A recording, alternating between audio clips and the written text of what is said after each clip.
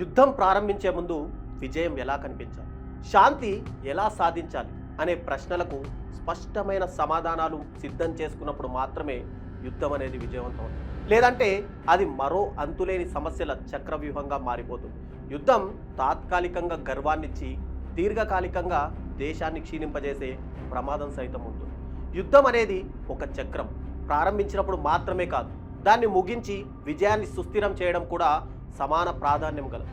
భారత్కు పాక్పై యుద్ధం ప్రారంభించడం కేవలం ఆగ్రహానికి ప్రతిస్పందనగా మాత్రమే కావద్దు. అది ఒక జాతీయ భద్రతా వ్యూహం తుది దశకు రావాలి. అందుకే ప్రతి అడుగు, ప్రతి నిర్ణయం దీర్ఘకాలిక దృష్టితో ప్రణాళికాబద్ధంగా తీసుకోవాలి. క్షణిక విజయాలు కాక శాశ్వత స్థిరత లక్ష్యంగా ముందుకెళ్ళాలి. యుద్ధం ప్రారంభించే ముందు విజయం, శాంతి ఎలా సాధించాలనే ప్రశ్నలకు స్పష్టమైన సమాధానాలు సిద్ధం చేసుకున్నప్పుడు మాత్రమే యుద్ధం అనేది విజయవంతమవుతుంది. లేదంటే మరో అంతులేని సమస్యల చక్రవ్యూహంగా మారిపోతుంది. భారత్ అనేది ఎప్పటికీ ఆక్రమణ దురుద్దేశంతో కాక అవసరమైన పక్షాన మాత్రమే శస్త్రాన్ని ఎత్తుకున్న దేశంగా పేరుగాచింది. కానీ పాకిస్తాన్ మిలిటరీ తరచూ ఉగ్రవాదాన్ని ప్రేరేపిస్తూ ఎక్కడో ఒక చోట సరిహద్దు ఉల్లంఘనలకు పాల్పడుతూనే ఉంది. ఈ నేపథ్యంలోనే భారత్కి తగిన ప్రతిచర్య తీసుకోవడం తప్పనిసరి అవుతుంది. ఈ దశలో యుద్ధం ప్రారంభించడమే సరైనదా కాదా? యుద్ధం ప్రారంభించిన తర్వాత మన లక్ష్యాలేంటి, దానికి మనం సిద్ధంగా ఉన్నామా అనే దానిపై స్పష్టత ఉండాలి. యుద్ధ ప్రారంభానికి ముందే కీలక వ్యూహాలు రచించుకోవాలి. యుద్ధం ఎందుకు చేస్తున్నామో స్పష్టంగా నిర్దిష్ట లక్ష్యంతో నిర్వహించాలి. ఆ నిర్దిష్ట లక్ష్యం స్పష్టంగా లేకపోతే యుద్ధం అనవసరానికి పరిణమిస్తుంది. యుద్ధం వల్ల సాధించదలుచుకున్న లక్ష్యాన్ని ఖచ్చితత్వంగా నిర్వహించాలి. ఒకవేళ భారత్ పీఓకేని తిరిగి స్వాధీనం చేసుకోవడం, ఉగ్రవాద మౌలిక కేంద్రాలను ధ్వంసం చేయడం, పాకిస్తాన్ మిలిటరీ శక్తిని నాశనం చేయడం, అంతర్జాతీయంగా పాక్ను బహిష్కరించాలనే పరిస్థితి తేవడం వేరు. యుద్ధం చేయడం అనేది వేరు. యుద్ధం వల్ల ఏర్పడే ఆర్థిక భారం ఎలా భరించాలన్న దానిపై ముందస్తు ప్రణాళిక ఉండాలి. యుద్ధం ఖర్చులు ఎంత ఉండబోతున్నాయో ఖచ్చితంగా అంచనా వేసుకోవాలి. ఒక యుద్ధ సంవత్సరం ఖర్చు కనీసం 8 నుంచి 9 లక్షల కోట్లు. ఇది జీడిపికి సుమారు 3% అదనపు భారం.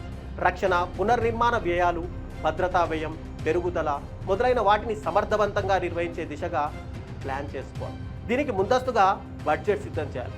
అవసరమైన చోట పెట్టుబడులు మళ్లించాలి. దేశంలో ప్రజల సహనం, మద్దతు, దేశభక్తిని నిలబెట్టుకునేలా ప్రభుత్వాలు ముందస్తుగా కార్యక్రమాలు రూపొందించుకోవాలి.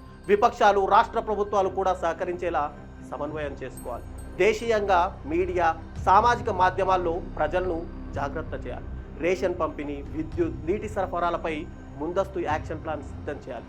యుద్ధ ప్రభావిత ప్రాంతాల ప్రజలను ఇతర ప్రాంతాలకు సురక్షితంగా తరలించేందుకు ప్లాన్ చేసుకోవాలి. రేషన్ పంపిణీ వ్యవస్థ, వైద్య సేవలు, ప్రజల గమనికల కోసం ప్రత్యేక జనరల్ మొబిలైజేషన్ ప్లాన్ సిద్ధంగా ఉండాలి. యుద్ధ సమయంలో నగరాలు, పరిశ్రమలు, విద్యుత్, నీటి సరఫరాలపై దాడులు జరిగితే వారికి ప్రత్యామ్నాయ ఏర్పాట్లు చేసుకోవాలి. సరిహద్దు రక్షణను బలపరుచుకోవాలి. లైన్ ఆఫ్ కంట్రోల్ ద్వారా ముమ్మరంగా ఆక్రమణ ప్రణాళికలు సిద్ధం చేయాలి. ప్రత్యేక దళాల్ని ఉగ్రవాద మౌలిక కేంద్రాలపై దాడులకు సిద్ధం చేయాలి. విజయం సాధించిన తర్వాత కూడా పరిసర దేశాల్లో విధేయ ప్రభుత్వాలు ఏర్పరచడం, శాంతి నిలుపుదల దళాలను ఏర్పాటు చేయడం వంటి చర్యలు తీసుకోవాలి. లేకపోతే శూన్యతలో తిరిగి ఉగ్రవాద సంస్థలు, మిలిటెంట్లు విస్తరిస్తారు. పాకిస్తాన్ మిలిటరీ లేదా ఉగ్రవాద తిరుగుబాట్లు, పీఓకేలో స్వతంత్ర ఉగ్రదళాల తిరుగుబాట్లు, పాక్ మిలిటరీ ఎత్తుగడలు తట్టుకోవడానికి ముందస్తు చర్యలు అవసరం. చైనా పాక్కు మద్దతుగా ముట్టడి చర్యలు తీసుకుంటే ద్విపక్ష సంబంధాలు మరింత క్షీణించవచ్చు. ఆ ప్రమాదాన్ని తట్టుకోగల సన్నద్ధత మన దగ్గర ఉండాలి. యుద్ధం కారణంగా పెరిగిన ద్రవ్యోల్బణాన్ని, మందగించిన వృద్ధిని తిరిగి నిలబెట్టుకోవడానికి ఆర్థిక సంస్కరణలు, విదేశీ పెట్టుబడుల పునర్నిర్మాణం, పారిశ్రామిక అభివృద్ధిపై ప్రత్యేక దృష్టి కేంద్రీకరించాలి. పాక్తో భారత్ యుద్ధం చేయాలా? యుద్ధం అనివార్యమేనా? దీనిపై మీ అభిప్రాయాలు కామెంట్ రూపంలో తెలియజేయండి.